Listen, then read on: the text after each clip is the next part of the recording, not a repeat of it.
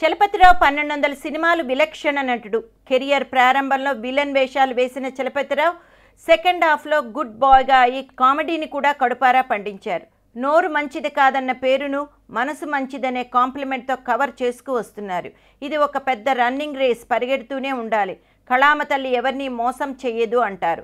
60 ఏళ్ళు ఇండస్ట్రీలో ₹1,00,000 అడుగుపెట్టి ఒక సినిమా డబ్బింగ్ చేస్తే సినిమా డమాల్. కారు కొంటే స్టైల్గా ఉంటుందనుకుని కారు కొంటే యాక్సిడెంట్ అయింది. సో హీరో కాదు విలన్గా ట్రై చేద్దామనుకుంటే అది కూడా నో వేకెన్సీ. తిరుపతి బస్సులు డైరెక్ట్గా ఎన్టీఆర్ ఇంటికి వచ్చి ఆయన దర్శనం చేసుకుంటే యాత్ర కంప్లీట్ అయినట్టుగా భావించేవారు. కథానాయకుడి సినిమాలో నాకు తొలి అవకాశం ఇప్పించారు నట సామ్రాట్ ఎన్టీఆర్ గారు.